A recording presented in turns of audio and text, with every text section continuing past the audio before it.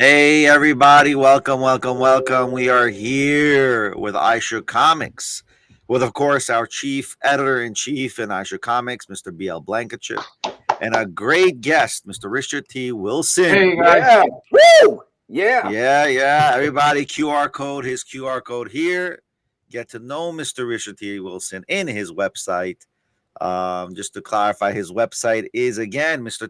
Wilson, please mention it again. rtwfilms.com, which is Beautiful. rtfilms.wthefilms.com. You can learn everything about him and his experience and his knowledge, because we love knowledge. We love people's experiences, especially in the fields and the verticals that we're trying to explore as a company. So, with further ado, Mr. Yes, Wilson, how's your day? How's your life been this week? My day is weird because I had to go see a hematologist. So you know what I mean. I nearly died back in November, which literally. So it's been a rough couple months. Teach us what the hematologist is. I mean, that's the guy who just checks your blood. Oh, okay, cool. So I've been I'm 60. Okay. I did not expect this to happen to me at 60. I basically got an embolism in my chest, shut my kidneys down, nearly croaked back in November. I was touch and go. Wow. Yeah, it's been real fun. So, and then I've got cancer. I've got to get taken out of the kidney now. So I'm in great. I feel great. Wow. I'm like, shit, man. But side point. Since you opened up with that, I want to learn a little bit about this, because obviously you're learning. Sure. You're going to go through a study and learning how to make yourself healthy. And in reality, when you create graphic novels, write books, and all these things, you got to be healthy, because we're literally sitting down most of the time, right? Oh yeah, not necessarily. Right. And I used to be an exercise guy. I don't mean go to the gym, but I used to have really expensive machines and do all that crap and all that. It all broke. So I decided to stop spending $50 million fucking dollars on these machines that would eventually, after 6 months, fall apart.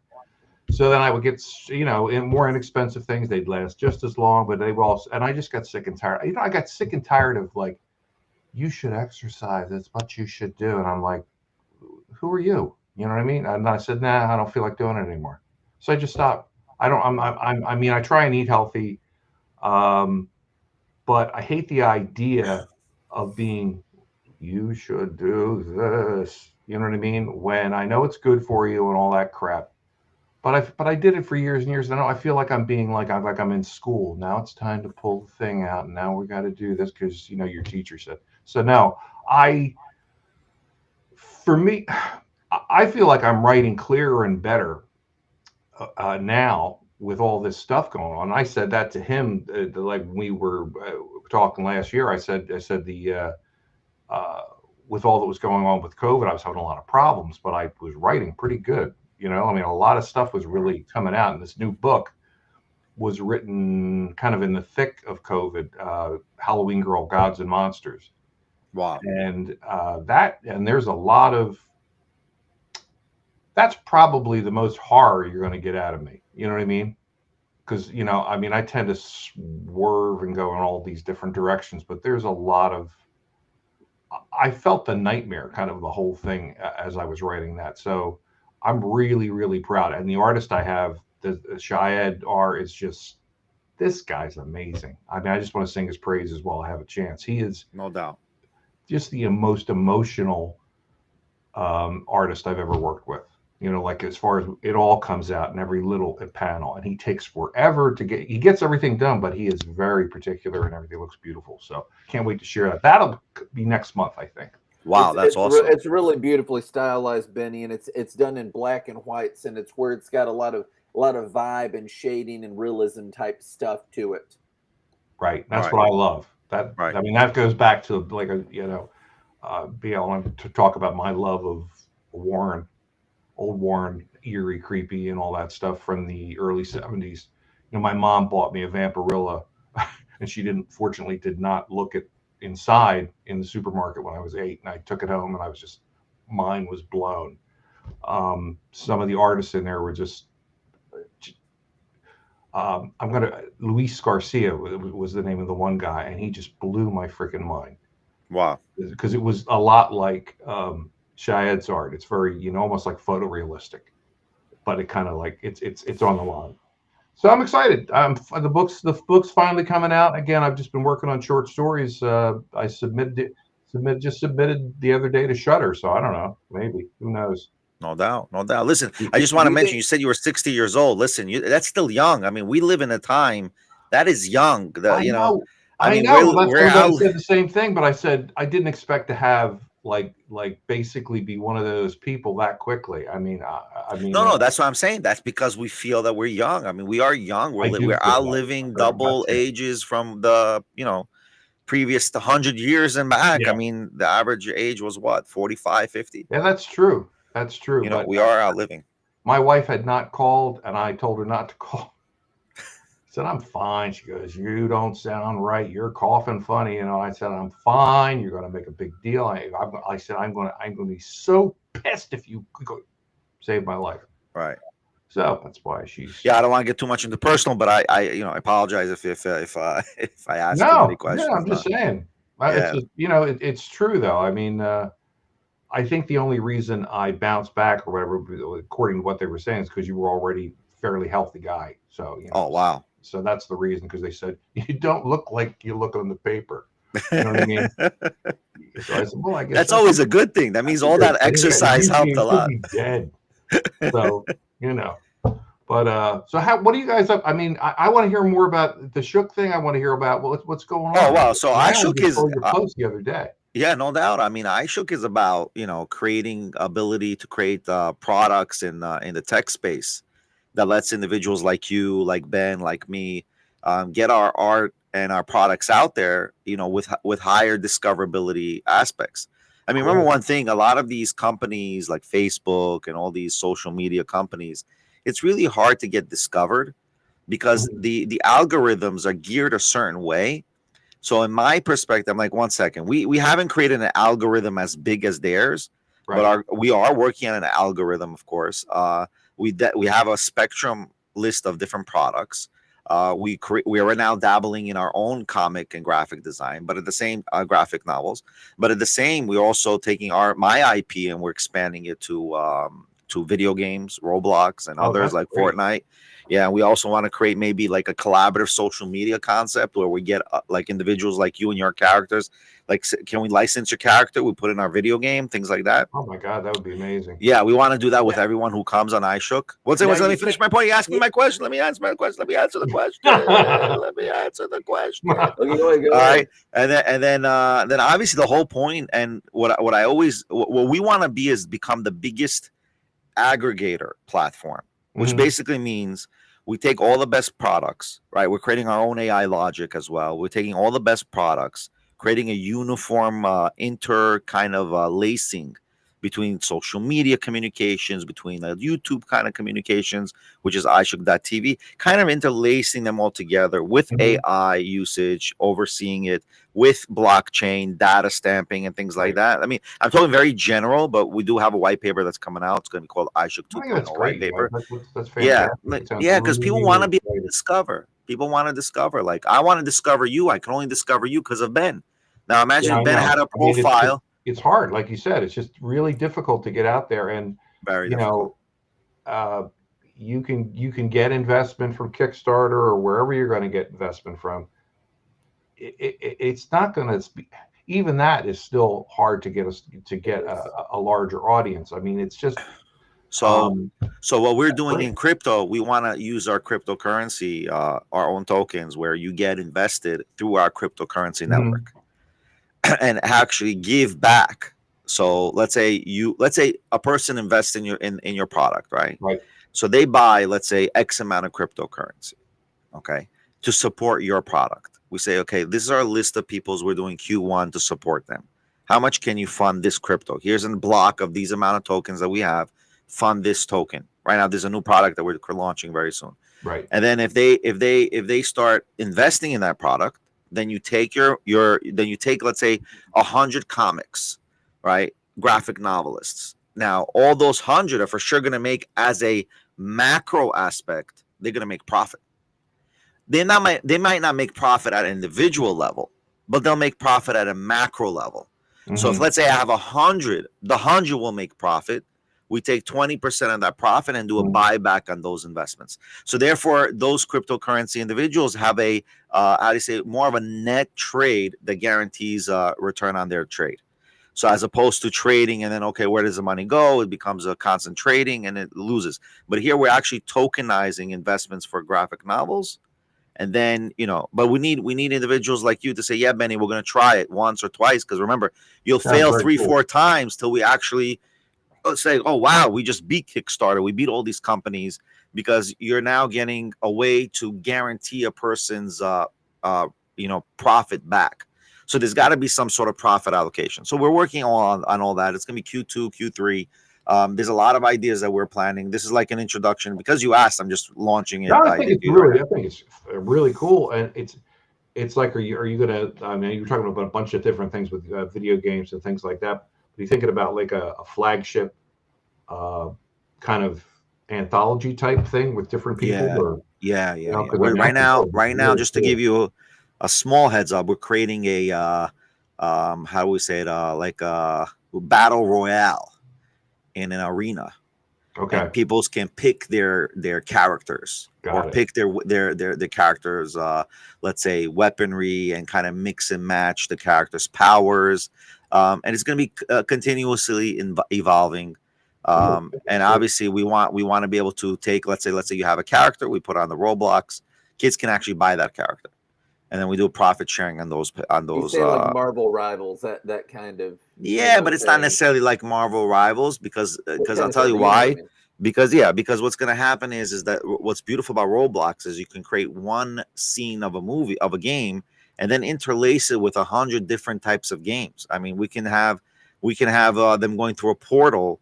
It's more like we're trying to make it more like World of Warcraft. Where World of Warcraft is this huge server that has so many players in there, and there's so many like islands, and there's so many. It's like a full universe. If you go to World of Warcraft, like Kingdom Hearts is not as robust as World of Warcraft. Yeah, but World of Warcraft is bigger. World of Warcraft is much bigger. But I'm talking about like a variety of characters from different universes. Oh yeah. But World of Warcraft does the same thing. Fortnite does the same thing. Do they? Yeah, of course. And then you have I mean, Star Trek is really only in the Star Trek universe, but they have the same thing in the Star Trek Online, which when it came out. So do they have like Cyberpunk and World of Warcraft? No, they only do that in Fortnite. Okay. Because in Fortnite you can create your own video games in Fortnite. We're doing also Fortnite, but that's probably going to be Q4 or next year, 2026. Incidentally, Benny, Halloween Girl, she's already dead. She's a ghost. She likes to help people. He's got some really cool content with that. Yeah, no doubt. I mean, Another World and other things, but she's always doing good. She died on Halloween. That's how she got the name. That's awesome. That's what I love the characters. I mean, I have to sit down one day and all those who we interviewed, I got to just buy every product that they made. I'll send you copies. Just let me know. Just drop me an email. Yeah, sure. I especially now that Benny, I told you last year, I might have mentioned I wrote 4, and I was looking at the 4th after I don't know, a couple months ago, and it's just kind of, it's not bad, but I think the themes that I'm trying to talk about, which is how people in the 3rd book, about how people psychically influence things and don't even realize it. But I wound up repeating the theme, I realized, when I went back to read this book that I thought was so wonderful for about 2 years. And I said, no, it's the same thing.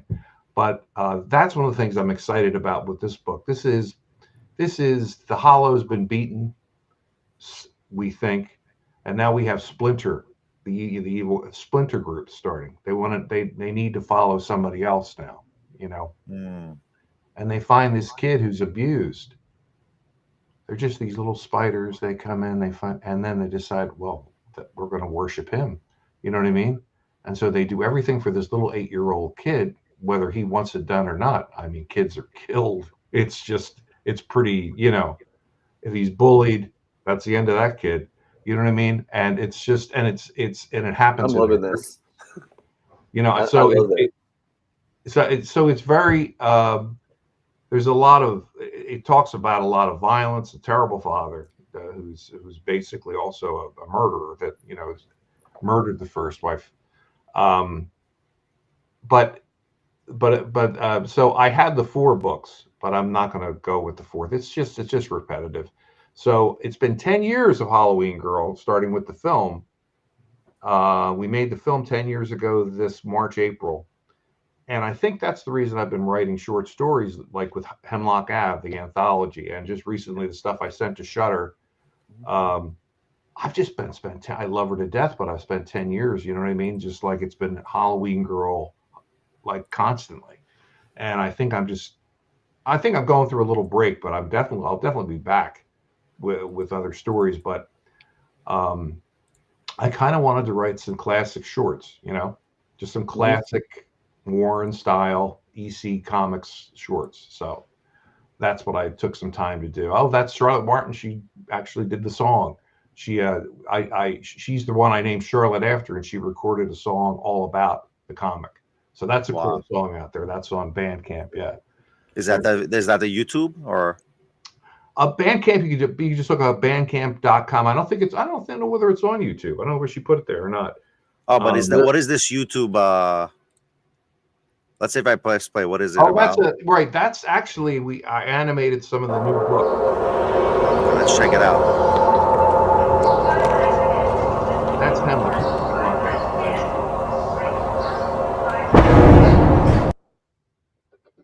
Sorry, did we lose sound? No, only because you muted it. Oh, or I mean, froze it. It's like pause. Yeah, it stopped. I apologize. It's superior art.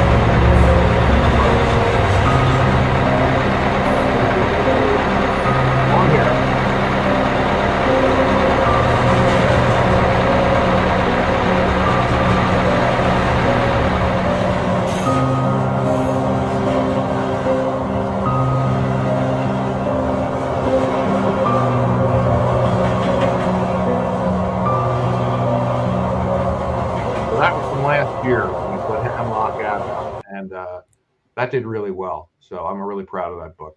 Yeah, that looks really good, by the way. It's very detailed. Very detailed. Yeah, I worked with 2 artists on that. Pedro Vaughn, who I worked with on a couple things, and Shayed R, who's doing the whole thing for the new Halloween Girl book. So wow. So he's pretty amazing. But yeah, we've done well as far as the people who've read the books, who've seen the books, they've embraced them. We've been in some film festivals too, where we won, like the Philip Dick Film Festival. We won there, and then so and some other things. But I kind of send to the film festivals because my goal is it would still be great to have it as a limited series of some kind. So and who do you think will pick up such a limited series? Well, we don't know. We got picked up by. We've had interest from the time we put it out, as far as pitching goes. It's not that. We've had people from the time the first film or book was done and all that stuff.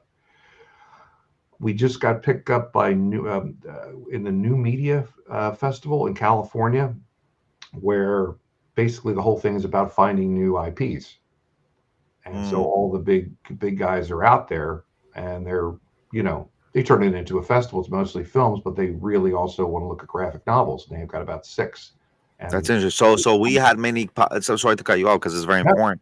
We had many podcasts that we discussed with many individuals where the big players are not. The complaint is that the big players are not looking at the new IPs and literally butchering the old IPs. Right. Yes, exactly. But now you're telling me that they have this festival where Yep. big players are now looking for new IPs. Yeah. So they're seeing their error in their ways. I mean, did you notice then there's a new I forgot who the podcaster is. She's a very famous young girl kicked out of Daily Wire. Forgot her name again, but I follow her, subscribe to her. But she says something very interesting that Captain America, the new Captain America, is against America. Then how do you have the title Captain America? Yeah. I mean, I'm disgusted with the whole thing, but I've been saying that since the 90s. As far as you know, I mean, we've been rebooting shit since God knows how long, late 80s into the 90s. I mean, so I mean, nobody wants to really spend any money on anything new. But I will say, did you guys hear about the new Buffy? Yeah, that's being remade, and she's going to be in it, which is good. Thing, which is good, along with this other thing. It was out last year. It was something to do with a high school. Like called Teen Spirits or some. Okay. Did you like the Buffy movie? What's that? Did you like the Buffy movie? Not the series, the movie. You know, I still haven't seen the whole thing. I only see it when it comes on TV. Like if it's, you know, and I thought it was fun because I like to laugh. Because I think. What do you mean the first Buffy, the movie before the show? I thought Paul Rubin was great. Yeah, Pee Wee was in that. Yeah, I like it. Yeah. Right. I didn't see the whole thing, but what I saw was fun. I mean, I like, you know. Buffy the movie. Like horror, so you know, so. Didn't that come in the 80s? I think, but that movie wasn't it? It was either like it was like right on the cusp. I think it might have been 1990 or what. You know what I mean? Let me check. Came out, and then the series came out a couple of years later. Yeah. Because they said, "Is it like the movie?" And they're like, "Nah, it's because it was." But the movie was more like a comedy kind of. Yeah, the movie was silly and all that. Yeah, it was like this rom-com. Yeah, I mean, the movie looked like it was like 92. What I think just looked like it was just like fun. You know what I mean? Like, you know, kind of campy and fun. You know, but no, I just. Yeah, it was 92. Was it 92. Okay? 92 right here. 92. Yeah, that's interesting. Okay, that's very interesting. Yeah, so that and then this other series, Teen Spirits, something like that was, I don't know what channel that's on, what Netflix or something. But but they also the Fresh Prince, but the Fresh Prince also did a reboot. It didn't really go well. Seriously? No, I didn't know about this. See, exactly my point. Well, my point is, Stranger Things is finally coming back, and I'm hoping. Because what's happened is some of the people I pitched and said we're already doing something similar. You're going to get picked up, but we're and so I'm thinking, you know, so if we're entering this, you know, period of a lot of teen, you know, ghost hunters, whatever, you know, maybe we have a shot at this next media. I think it's called festival. You should see. God, I wish I had stuff in front of me. I think we can do another podcast, and we probably I'm excited to go. It's going to take place in the first couple days and first week in June or whatever. So I'm really like really psyched to go. I mean, you know, we'll see, but you know, I that's the reason I submit there, because I really want to. I know it's like 1 in a million, but I still believe in pitching it. I still think it's a great show. I think it would be. Listen, keep on pitching it. But I do know there's a trend, by the way, in the business world that if they have one comic or one IP, they don't want to do a similar IP, which I think is a mistake. Right. Because it's not being that theory or that ideology of business is not being spread to, let's say, the anime world or the manga world or the comic world, right? Right. Like you have Dragon Ball Z, and guess what? Dragon Ball Z is similar to Naruto, similar to One Piece, and they're still releasing it because it's the storylines might be different, but the idea is there. You know, getting stronger, becoming strong, fighting the bad guys, whatever it is, having this adventure, this journey, so on and so forth. But I think what the problem is where it comes to. See, I think the main thing is that these IPs that are happening now, they're not making profit like you think anymore. So the profits are not based on sales of a movie or whatever it is. The profits are on subscriptions. Yeah, you're right. You're right, and really, what you wonder how much money anybody's making, because I'm sure you guys read all about it a couple of years ago. Netflix wasn't making shit. Yeah, they weren't. You know? They were losing a Weren't lot of making money, but now a they're damn winning a thing. lot. But They were now the they're biggest- winning a lot. Yeah, and I mean that makes you wonder. But I I'm a very, I don't want to use the word content bothers me a little bit, because I'm not, but I'm extremely happy with everything that has happened in my career and all that. So I don't want to be that person that says they've got to have this thing. I don't want it. I just want it to, I know it would work. That's what I'm saying, is I just know it would work, and I would love more people to see it. But that's it.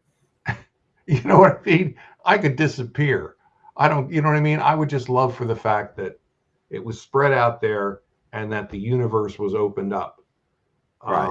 And you could see the universe opened up just in the first book, because that's the longest one we have. The second one's an origin piece, and the third one we're back to craziness. I mean, I really liked when she encountered her mom, that I'm not going to say anything else about, but I did like the dynamic and everything that went there, and all the resolution. Right.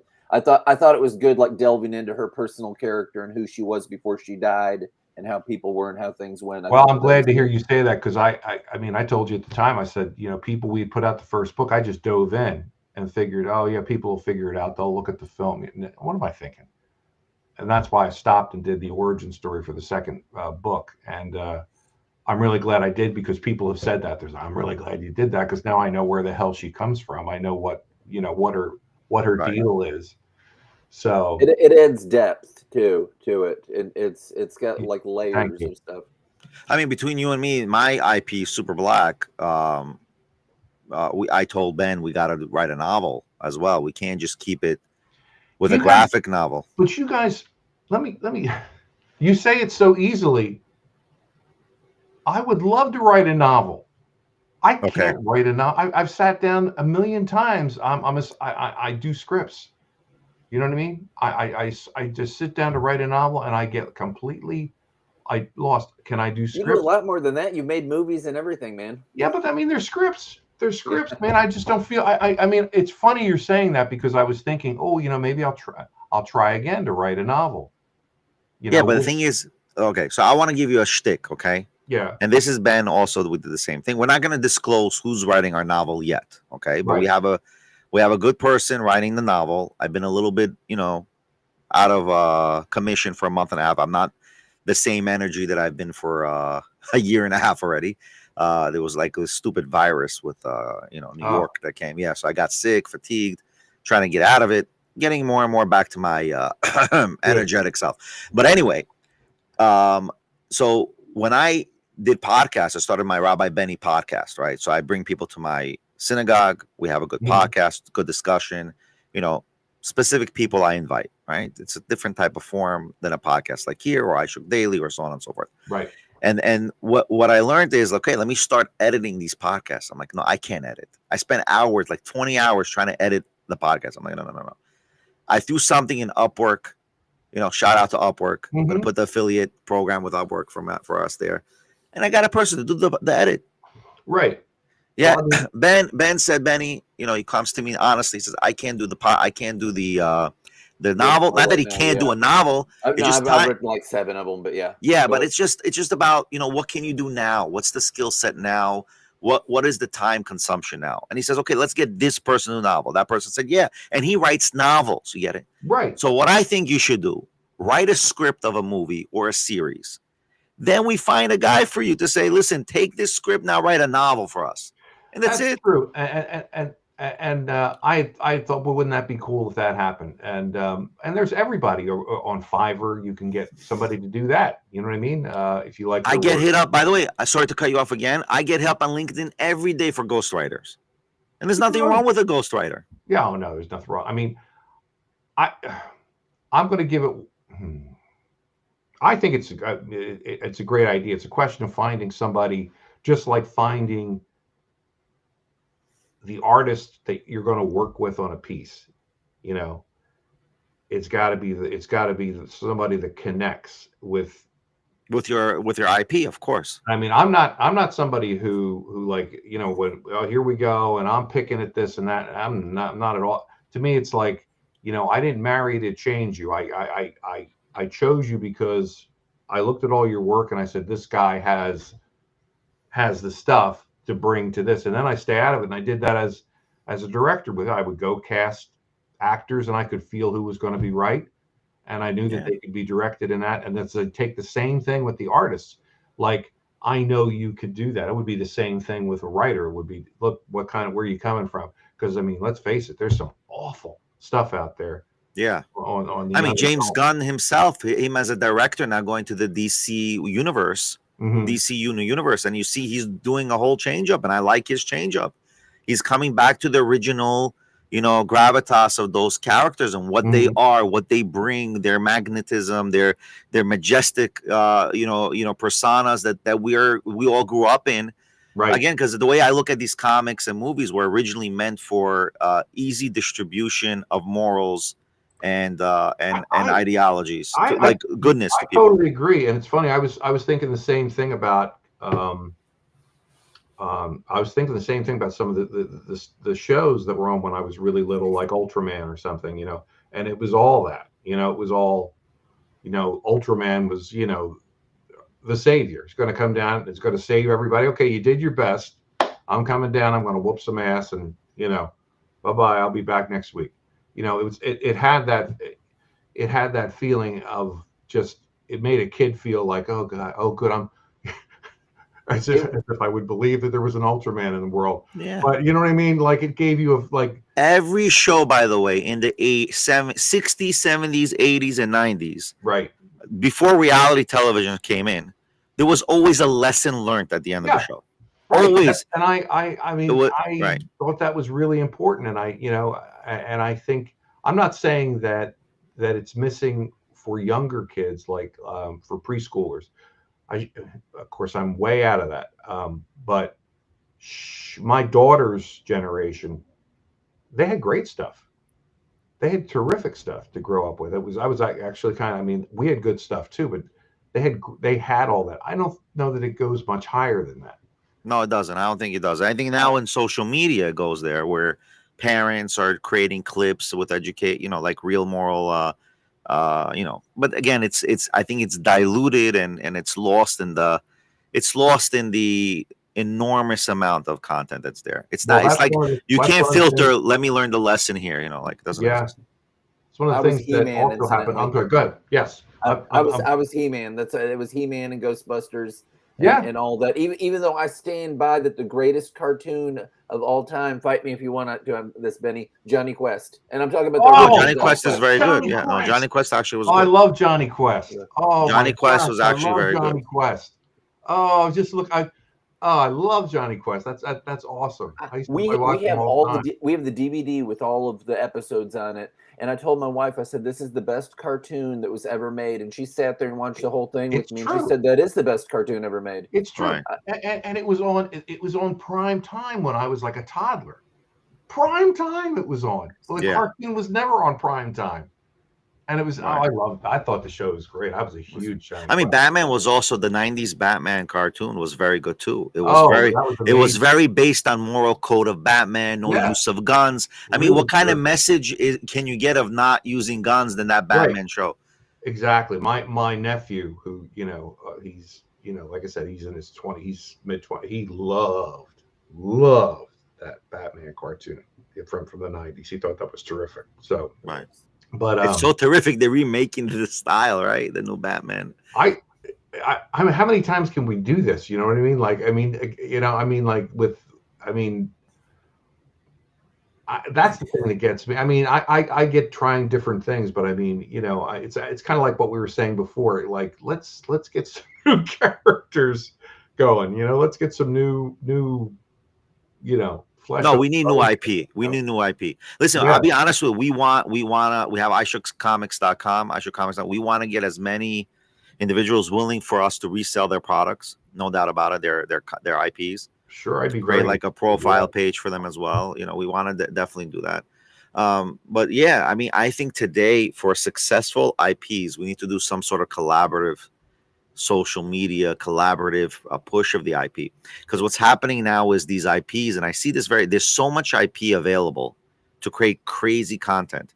Daniel, by the way, Baldwin, who's head of our iShook Productions team, he said multiple times something very smart. He said these Netflixes, these Amazons, all these subscription-based models, right? How many people can really afford that in the United States? The problem. You can. I mean, I look, I mean, yeah, I mean, there's a million shows out there that are interesting. I'd like to check that out. And yeah, you might get to see the first show free, but you can't afford to sign up for another channel, yet another channel. Right. And then you lose the following. You lose the potential following. You lose that eyeball. You lose that eyeball because you put a price on a price tag. It's not. See what people are losing. I'm sorry. I'm just going to mention this point, Ben, and then I'll give it to you. I'll give you the floor. What people are missing when you had prime time television, it was for free with the commercial. Mm-hmm. Now that we're veering off to digital media and digital online, guess what happens?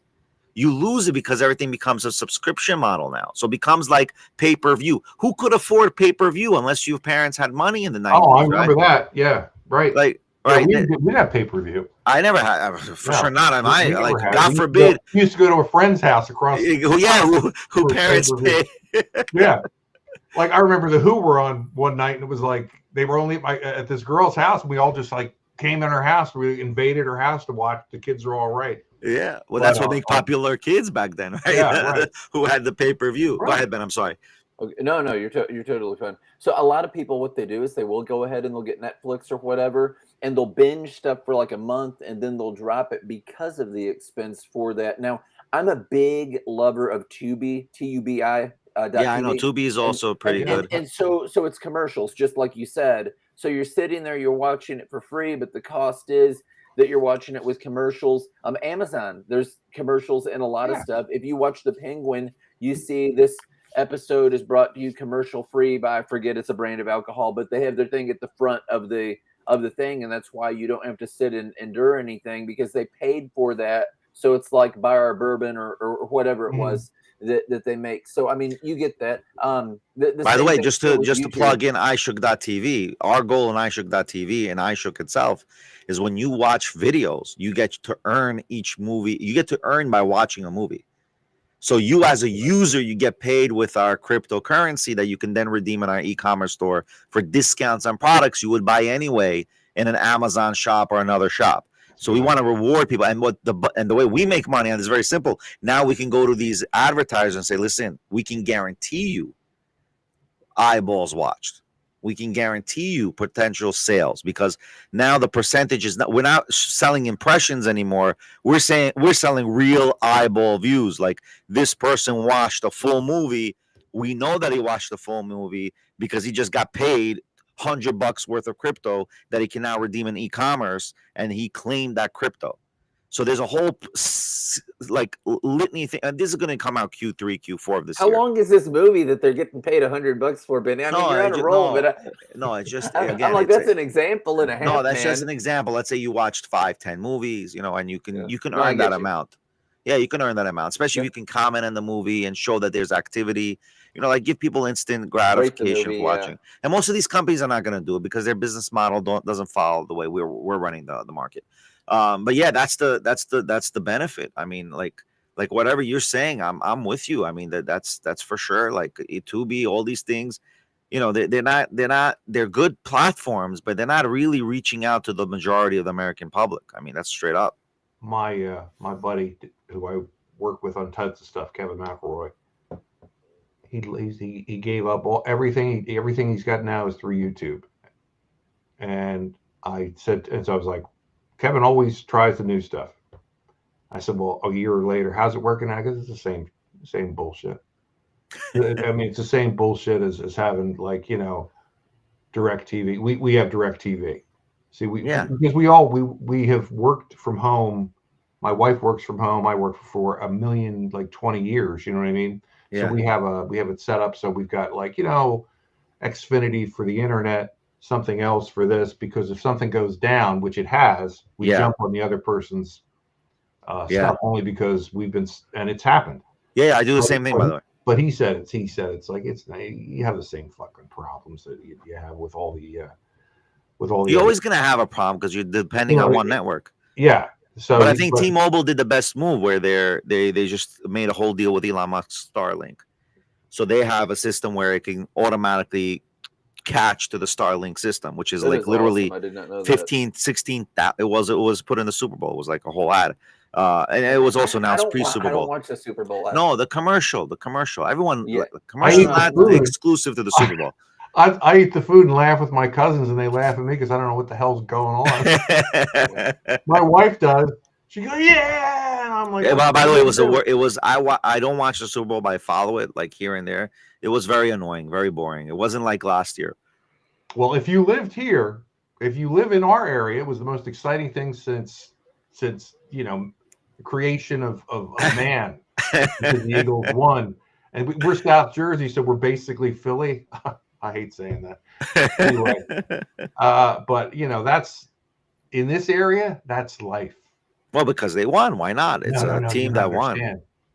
Sports sports is life. Okay. Area. That's better be sports than whatever else could be. Yeah, down here it's Go Vols. But I'm just saying that's Go Vols. culture. You don't want to piss off a Philly fan, you'll wind up in a hospital. I don't piss off no fans. No, anyone who asks, I'm a fan of their team always. But what's your team? I'm a fan. Yeah, exactly. Sure, love them. Yeah. But anyway, but so I mean. One of the things I would say that one of the good things is I feel like now for me it's easier to roll with different things. Like I'm not going to get stuck. I used to have I gotta do this project next, and I have to do this, and I have to do that. I just kind of roll with stuff now. And like I'm going to write whatever I'm going to write. If they're shorts, they're shorts. If they're Halloween girl stuff, again, fine. But it's like, I don't worry it to death anymore because I know that number one, people that have gotten the stuff have liked it, and it's the same kind of style. And to me, hopefully it'll find a home. I would love to wind up in. I'm a fan of Shudder. I love the Shudder magazine. I think it's great because it just reminds me of the old Warren stuff. You know what I mean? So I sent some stuff off for the first time. I would love that, but to me, that's a way, in my own way, to try and. If I could get into something like that, because that's over in Barnes & Noble, you can pick that off, every month. What great distribution. And that would lead back to the books that I've already put out so that's kind of anything that leads back to, 4 books, I guess, when the new one comes out in March. So 4 books. Anything that leads back to that, is good. So it's definitely good. Barnes & Noble, by the way, is now opening 60 new Barnes & Noble stores in the country. That's some good news because everybody else is starting to close down a whole bunch of stores. Well, I mentioned 2013, 2014 Barnes & Noble's when the ebook world was going big, like it was a craze, and then these stores started to close down because of the ebook push. I know what you mean. And then what happened now is a lot of people are now pulling away from ebooks more. And buying more hard copies now because you have all these individuals like pushing their books like top seller, and we're talking about hard copies, right? Like it's become a new fad. Like all these big players are writing books and getting published. People realize they like both. I'm both. I have Kindle full of stuff, and I've got books, as you can see, all over the damn. All over. I think if you love books, period, it's hard to get away from holding a book. You know what I mean? But if I didn't have a Kindle, I wouldn't have anywhere to move. You know what I mean? That's my problem. And I think I kind of try and split it up, but I think people will never give up wanting to have a physical copy of a book. No, I don't think so either. I think it was, I thought maybe it would be, but now I did too. But now I'm thinking, no, it's coming back to hard copy. Yeah, it is. Yeah, it's coming back to hard copy. Plenty of time at Barnes & Noble. I mean, that's like one of the family trips. Everybody loves to read. So I always said, by the way, discoverability in a bookstore is much better than in an actual screen. Your real estate in a screen is not as big as a bookstore. Right.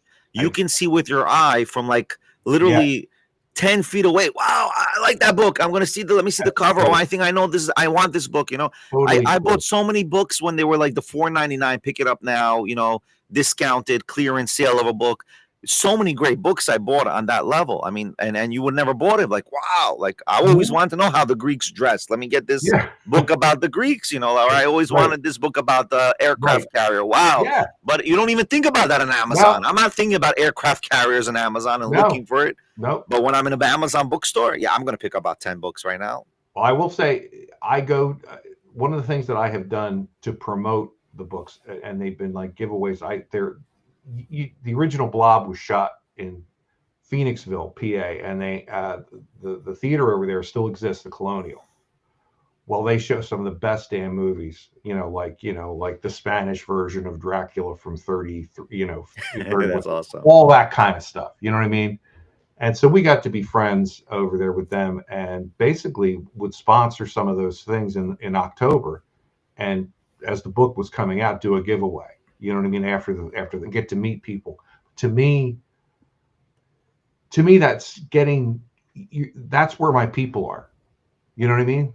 They're horror fans. They're classic horror fans, and they're all ages too. That's the best part. I mean, they're old guys like me, and they're young kids with tattoos like everywhere, and hair, and I'm in heaven when I go do that stuff, because it's great to interact with them. Now you talked about how you can't find anything, and on the internet. You know what that's like? That's like these damn conventions. Now you, sir, have been going to plenty of conventions. Don't you find like it's like you get? I mean, like you're lost in this jungle, depending on how big the convention is. I mean, I've never been to Dragon Con. Now we had talked about that before. It's huge. It's like 3 hotel things. But no, I mean, I've been to Scares at Care and some stuff like that, and they're super super nice, and people are really interactive and all that, and it's awesome stuff. Did you see the new Nosferatu movie? Incidentally, yes, I did. Did you like it? Did you dislike it? Where were you? Here's the thing, because I was very psyched to see this movie.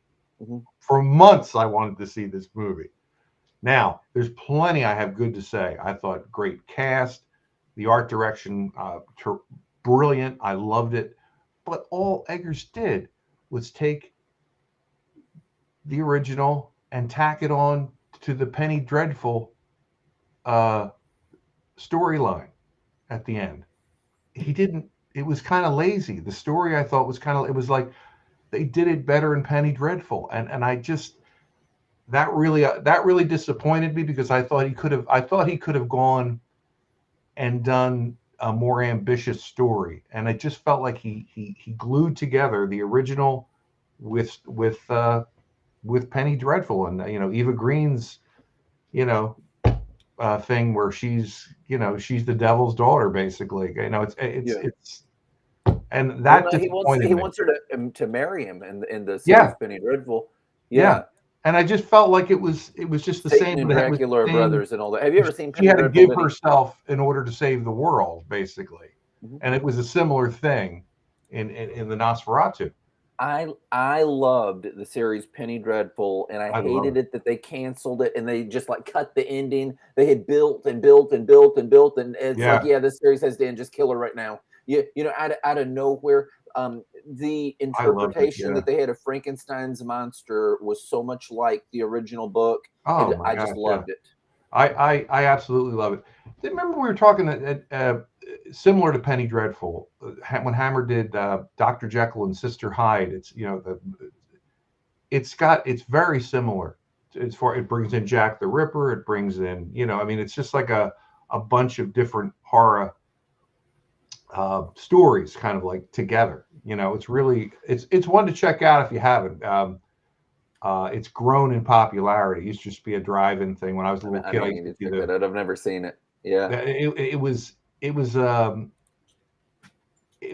70s. Yeah, it was early 70s, because I remember being on Christmas vacation and I'd see the commercial everywhere. You know what I mean? But it's actually a pretty good flick, well written. You know what I mean? Very cleverly written, and it reminds me of Penny Dreadful. Yeah. But no, I thought that Johnny Depp's daughter did nice for her role and everything. Did you know that she was in Yoga Hosers? No. That she is the good friend in Yoga Hoses, and I recently watched that, and it's a stupid movie, but it's entertaining. Benny, there's a Nazi living underground in Canada. He was a Canadian Nazi. He had moved there, and he has these, and they have a power outage, so it causes his army to come premature, and they're made of like bratwurst, so they're called bratsies, and the girls use the power of yoga to stomp them into the ground and have sauerkraut going everywhere. Wow. Yes. So, you know. Well, she's come a long way. Wow. Yeah, but she was the friend in that because it's like I saw something and I'm like, let me see what all she's been in, and it's like that is her. It's like I didn't even and you don't even recognize Johnny Depp in that, where he's like that French guy and he doesn't even look like himself. I love him. I still love him to death. I think he's great. He's a great actor. You didn't even say whether you liked it. Did you like it? What? Which one? I thought that it had some good. The new one, the remake, the Nosferatu. I thought that it had some good points to it. You know, I really like the original and everything. I like the carriage and everything. I'm a Bram Stoker's Dracula fan too. My favorite Dracula movie is The Last Voyage of the Demeter that came out recently. That was really good. I saw that last summer. Yeah, I enjoyed that. I thought that was really good. And he has that look. He has that Nosferatu kind of look. He's in the in between, like a half human thing. I thought overall, I thought that was overall it was stronger because they stuck to this. It was like it was a cutting from Dracula, and I just thought they opened it up, and I thought it was.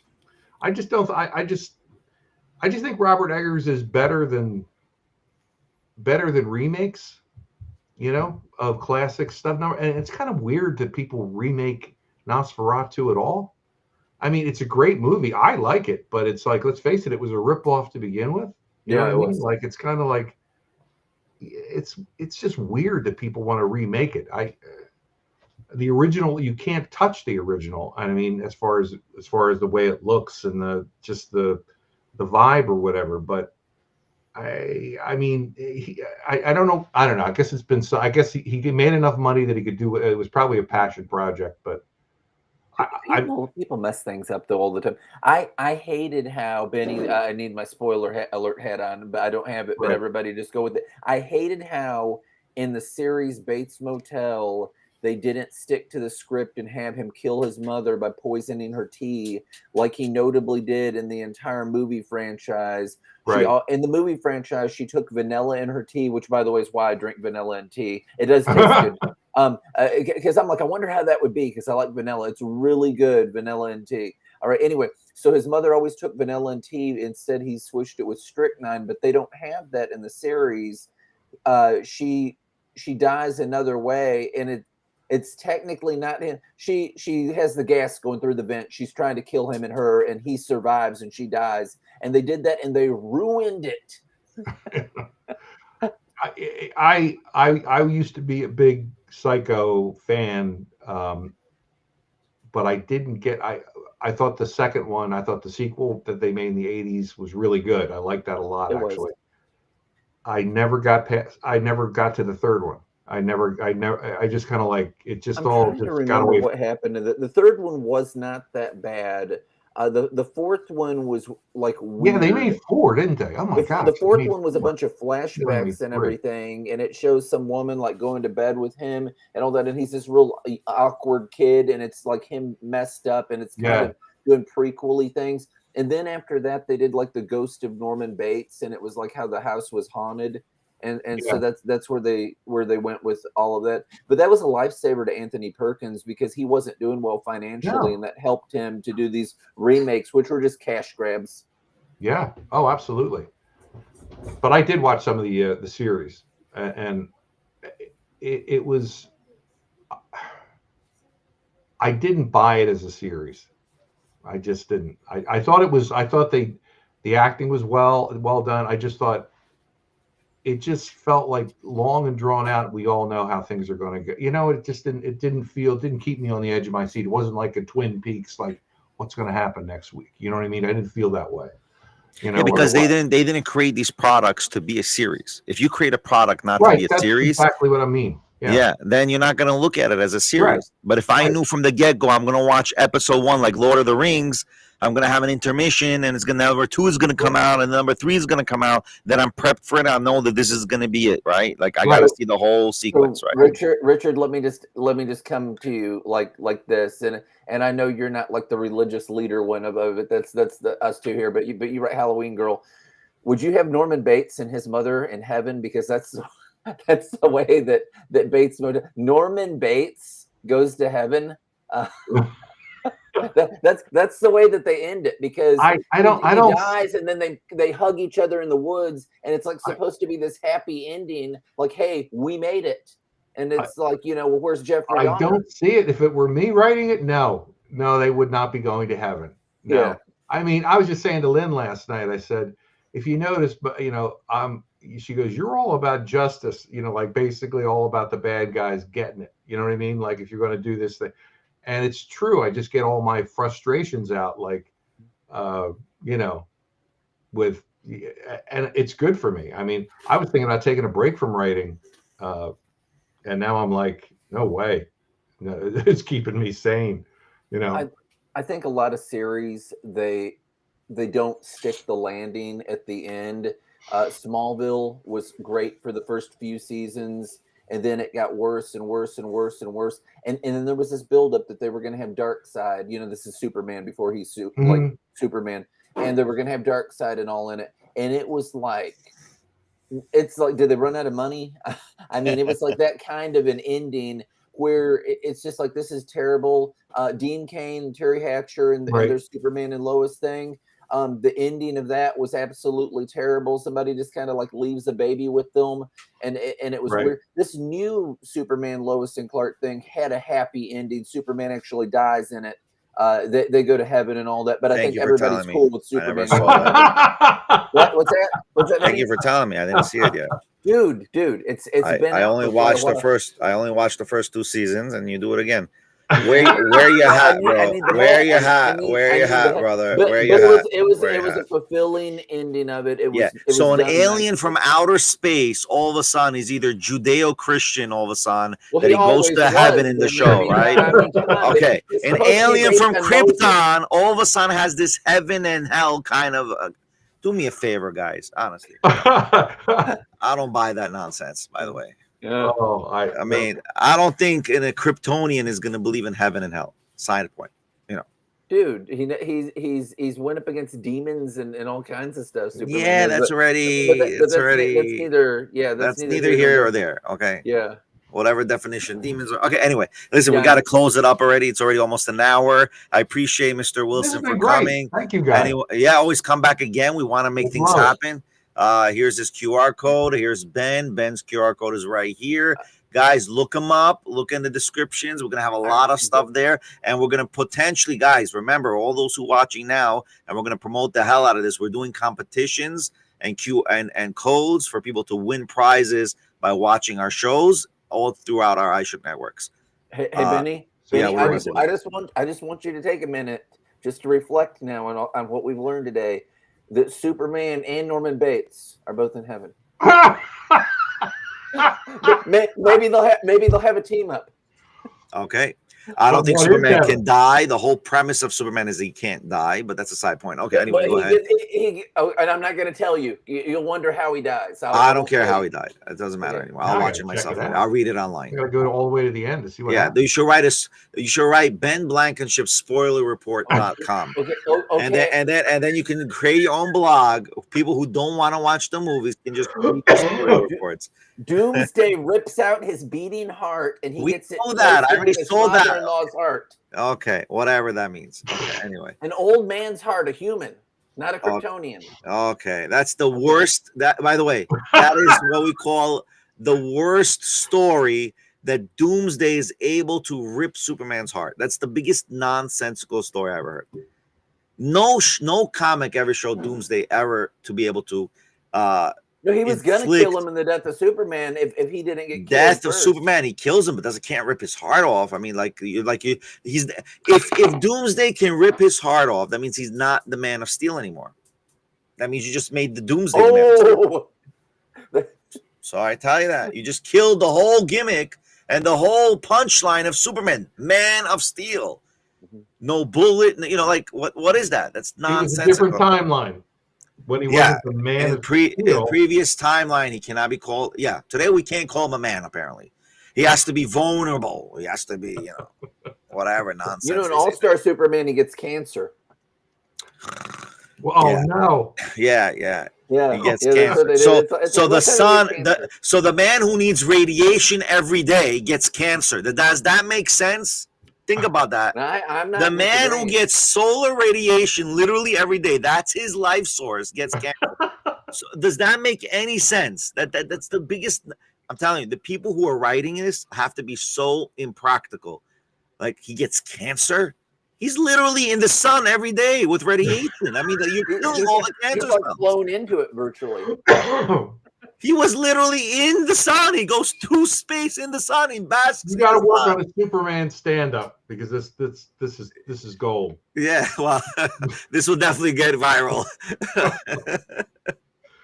All right. Anyway, guys, I appreciate you coming. Mr. Wilson, you must come again. Please schedule it again. We gotta get everybody back on board. We gotta have more conversation. Kindred spirits. If you had a beard going on, I would be confused. My English Irish roots won't let me grow anything up. You know, it looks pathetic. It's like a little stubble over here. Yeah, really bad. I knew this preacher who told me that he tried to grow a beard, but he was Apache. He said I'd have Apache here and Apache there. Apache here, Apache there. Gotcha. That's kind of where not as great as my joke with Superman and cancer. Anyway, guys, be well. Have a good night. All right, guys. Thank Appreciate you very guys. much. Thank you so much again. And